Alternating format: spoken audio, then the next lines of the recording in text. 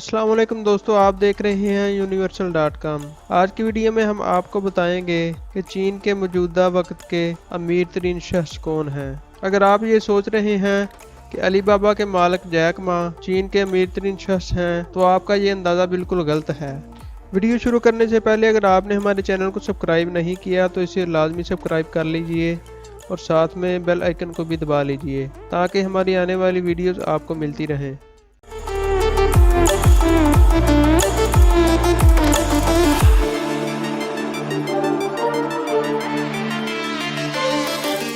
अली बाबा company के मालिक Jack Ma अब चीन के अमीर तरीन शख्स नहीं रहे।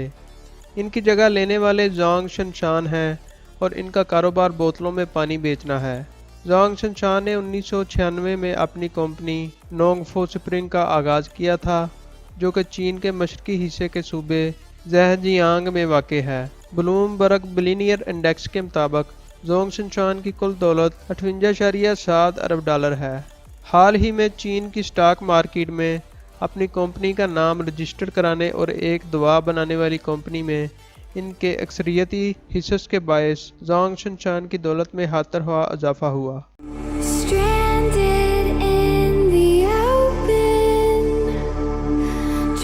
ज़ोंग शनशान को अक्सर लोवेन वोल्फ के नाम से भी जाना जाता है और दौलत में इजाफे के बाद अब वो इंडिया के मुकेश अंबानी के बाद एशिया के दूसरे सबसे अमीर तरीन इंसान बन गए हैं।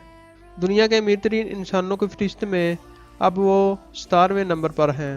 अमूमी तौर पर यह देखा गया है कि चीन से आने वाले अमीर तरीन अफराद का तल्लक टेक्नोलॉजी इंडस्ट्री से होता है, लेकिन अमेरिका और चीन के दरमियान कशीदा तल्लुकात की बिना पर चीन की टेक्नोलॉजी कंपनियां जैसे हवावे, टिकटॉक और वीचैट की स्टॉक मार्केट में मालियत में कमी आई है।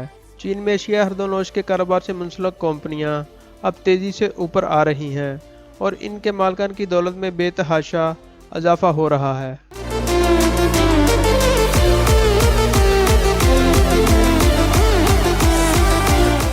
इस माह जब हांगकांग स्टॉक एक्सचेंज में नोंगफो स्प्रिंग ने अपना नाम दर्ज कराया तो पहले ही रोज़ इनके हिस्से की मालियत में 54% इजाफा देखने में आया। नोंगफो स्प्रिंग की बोतलों पर लाल रंग का ढक्कन होता है जो इनकी खास पहचान है और ये बोतलें पूरे चीन में फरोख्त होती हैं, चाहे वो मोहल्ले की छोटी सी दुकान हो या पुरतैश होटल। इसके अलावा कंपनी चाय और मुख्तलिफ जायके वाले विटामिन मशरूबात और जूस भी बेचती है। स्टॉक एक्सचेंज में इंदराज करने के बाद पहले वो चीन के दो अमीर तरीन अफराद अली बाबा के जैक मा और टेंसेंट कंपनी के मालिक पोनी मा के हमरा आ गए थे, लेकिन इस हफ्ते टेक्नोलॉजी कंपनियों के हिस्से की कीमतें गिर गईं, जिसके बाद उनकी कंपनी आगे निकल गई।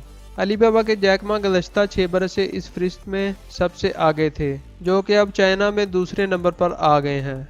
तो दोस्तों, ये थी हमारी छोटी सी मालूमाती वीडियो। अगर हमारी ये वीडियो आपको पसंद आई है तो वीडियो को लाइक करिए और चैनल को सब्सक्राइब कर लीजिए और अब मिलते हैं एक नेक्स्ट वीडियो में। Thanks for watching. अल्लाह हाफिज़।